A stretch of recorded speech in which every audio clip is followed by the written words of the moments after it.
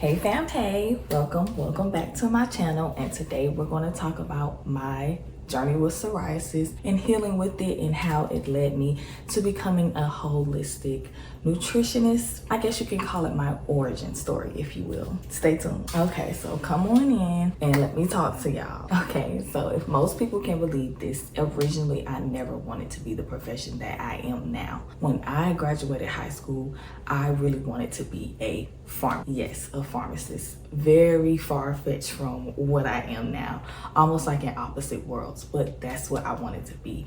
So the year is 2013, honey, and I graduated high school in May 2013, and of course that following fall I started college as a chemistry major in August of 2013, and I was ready to go. I was convinced that I would be a pharmacist. I was even on the pre-pharm track at my school to become a pharmacist. Yes, that was my goal. So I was completely convinced that's what I was going to do. And you couldn't tell me nothing. It was going to be just the PharmD, honey. Get it right. Oh, but how does the saying go? If you want to make God laugh, tell him your plans. Yeah, because that was not the case. I did not become just the PharmD, as you guys know. A lot of things happened in between, and life started life in, honey, and I became a teen mom at the age of 19. Yes. So as you could surmise, that made completing undergrad as a chemistry major very challenging, but I'm not a quitter, so still I pushed. And I remember having so much shame around getting pregnant at a young age and not being able to finish my undergrad or being presented with that challenge that I just got into this cycle of trying to keep pushing and push myself beyond my limits. So I would take time off and I would go back, and I would take time off and I would go back. And this shame and guilt driven goal chasing cycle went on until I was 25, and I was about this close to getting everything that I needed to actually be eligible to apply for the pharmacy school. As we know, pharmacy school is a graduate level program. But this is where my journey with psoriasis came into play. I but I was diagnosed with psoriasis in 2019, and that's the year I turned 25. But initially the onslaught of symptoms just came at me so fast that I felt unrecognizable in the span of 2 to 4 weeks. No kidding. So one morning I woke up and I literally couldn't bear down weight on my left foot because it hurt. Like I was in pain whenever I did. And then like a few days later or soon after, I had visible swelling in the ankle of that same foot. So, I did the usual, something happens where something is swelling and you ice and you elevate, but that was to no avail. Eventually I went to the emergency room in my city and they did some kind of imaging on my foot, and they said that they can't see the actual swelling and inflammation in my foot. And so they advised me the same thing, to ice and to elevate. And they also gave me a brace for my foot, and they also gave me crutches. And on I went. But for weeks, it literally didn't get any better. And to make matters worse, the second toe on my right foot decided it wanted to join the party. Like, come on.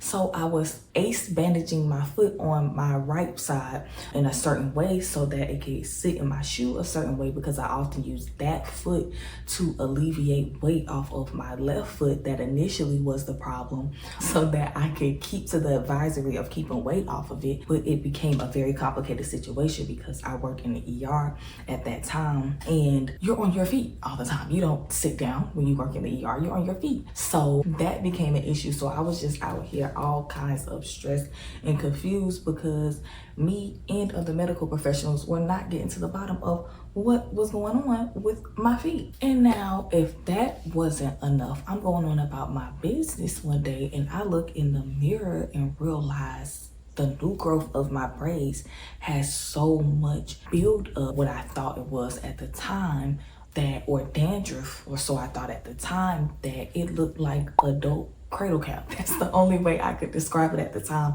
without the information at hand that I have now. It was looking crazy. So I'm like in full panic mode. I'm like, Mayday, what do I do? So I did what I knew how to do at the time, and that was I washed my hair. I think if I'm remembering correctly, I washed my hair while the braids were still in at the time, and I got that situation straightened out, got as much buildup out as I could. And I was just thinking to myself, like, okay, maybe you can't have your braids in as long as you used to. You're bad, maybe. But real panic set in when literally like 2 or 3 days later, all of that stuff was right back. I was in shock. I was like in disbelief. Nothing like that had ever happened to me before. So naturally, on my next day off, I took all of my hair out. I took my braids down, and to my horror, my hair and my scalp was in a worse condition than I could have ever imagined. But at the time in 2019,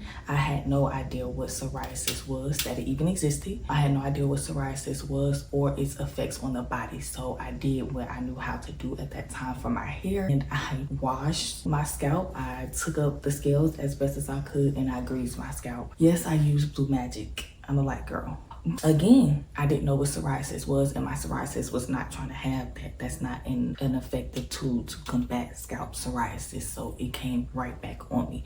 So I got into this cycle where I would wash my hair, dig up my scales, grease my scalp every few days, like every 2 or 3 days. I'm not kidding. I would have to do that, and it got to the point where it wore me out. I was to the point of exhaustion because nothing I do would stop the scales from, nothing I did would stop the scales from coming back. So eventually I just got to a point where I wrapped my hair everywhere. I just wrapped it because I just had to cover it up, because what I was doing was not working, and it progressed even further. I don't have just scalp psoriasis. When I am in flare, I can get scales literally from my scalp to my ankles. The only place my psoriasis has never been is on my feet. My scales went from my scalp to my face, to my neck, to my chest. I had them on my back. I had them on my stomach. I had them on my thighs. I had them on my legs. I had them on my arms. Everywhere. So it was really nowhere for me to hide. And just on I went like this. When I was in the shower, I would try to get them off as best I could and moisturize my skin back, but they persisted because, again, I didn't know what I was up against. I was uneducated at the time, so I didn't have the proper tools to combat them. It wasn't until a friend of the family at the time saw me and was just not convinced that I would see my way through this without some kind of targeted and education, people who knew what was going on with me without their help. So she instructed me to go make an appointment at people in our city that were what I am now, but they're seasoned. They've been doing this probably as long as I've been alive. But she was like, make an appointment there. And so that's what I did. Okay, so I went to my appointment on my allotted day, and I called this day, and you may say I'm being dramatic, but it's my story and I'm gonna tell it how I see it. I called this day the first day of the rest of my life, for the help and the insight I received on that day really changed how I perceived healthcare and health. So we went in there and we started the appointment, and we talked about my background as a whole, not just my medical history. And she told me what she was looking for and tried to provide me with education on her process. And she even showed me my saliva and my blood under a microscope so that she can educate me on what it was that was indicating to her that I'm sick and out of balance. I was really getting my mind blown. I was really having a shift at this time. And I call this day the first day of the rest of my life because I remember for the first time I felt like a genuine partner in my healing journey. I wasn't being lectured, I wasn't being dictated to, and she was willing to prove every theory she had on my ailment, and it didn't matter to her. Any question that I had, big or small, she was willing to answer. So I had an epiphany, so you would be able to say. I remember I kept telling myself that if I push myself to become a pharmacist, even after everything that I've been through, I still would not be able to help someone the way that this woman has just helped me. And I never recover from that. I never recovered from that. I could not shift back into a space that didn't hold connection, compassion, and conveying the feeling of being equal with someone you needed help from, the healer, and you who needed help. You know what I'm saying? I kept telling myself that being a pharmacist would not grant this. And it made me feel like I wasn't on the right path for me as an individual after this interaction. And now I remember being in school and we actually talked about guilt and shame and the effects that it has on the body and the mental capacity. And we were introduced to a quote that goes, in part, compassion is not the relationship between the wounded and the healer. It is a relationship between two equals.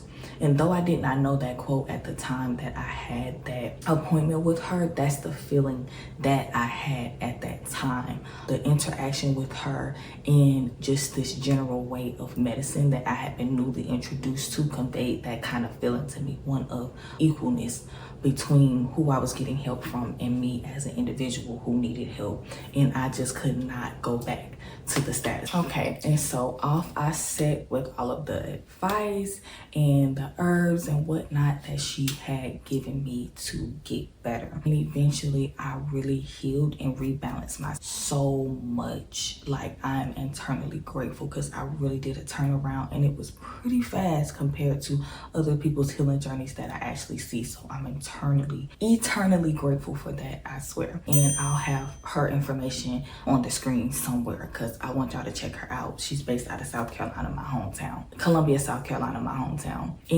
But one thing about my scalp and my hair, they were not ready to let go, baby. So they were still showing out. So a friend of mine at the time was actually a cosmetologist, and I went over to her house and we cut off all of my hair. Yes, all of it. But you know what they say, a woman who cuts her hair is about to change her life or make history. One of the two. You know what I mean? You know how that quote goes. And so eventually I tracked down a school that was certifying people and teaching people in what I wanted to know, which was becoming a holistic practitioner. The school, and I'll have their information too on the screen. The school is Hill College, and they're still accepting people every year. And the pathway that I took is the holistic wellness pathway. That's what it's called when you go on the site and you look for it to hunt it down. And I was good school, and that was a very validating experience for me after what I felt like was a failure at that time of not being able to become a pharmacist. I was very good at this school. When you finish this school, you are eligible to take 3 different boards to up your certifications, and the first one is the exam for the American Herbalist Guild. You can sit for that upon completion of the school. You can sit for the National Board of Holistic Coaches or Wellness Coaches, Holistic Wellness Coaching.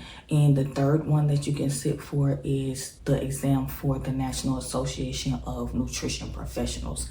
So those were 3 different things. And because they were 3 different modalities, as a result, our coursework had to include all of those things, because you could not only just take one, you could take all 3 of those boards if you wanted to and be certified in all 3 different of those modalities. So we went over wellness coaching, we went over the basics of herbs, and we went over the nutritional aspect of helping people out as well. So it was pretty robust, and I'm proud to be a completer of that program. And while doing that program, I had decided that I was naturally gravitating towards the nutritional aspect of the different healing modalities that they were teaching us. I had decided in my head, upon completion, that's what I'm going to do. The nutritional aspect is going to be my specialty. And so 2.5 years later, I finished. And I remember being so freaking proud of myself for, one, completing something and finishing that coursework, and also finishing something that meant so much to me. So starting Tend to Your Roots looked so different in the beginning. Even my business name was different in the beginning. So my message was very unclear, but I have gained peace with my purpose and my story. And I feel like my purpose is to release my people from the pain of shame and guilt associated with their eating habits, and to help my people build a better relationship with food that is good for them as an individual, and help them understand that this will look different from person to person. I feel like my purpose is to help my people build a more full mind frame around something so crucial in their life, like it's food. What's more important to us as humans than food? That's what I feel like my purpose is, not to dictate to them what to put in their bodies or, you know, how to feel, but to actually provide a safe space for them and methods so that they can build out what that looks like for them as an individual. It's not my purpose to tell them what to think or how to feel. It's to actually hold space for them.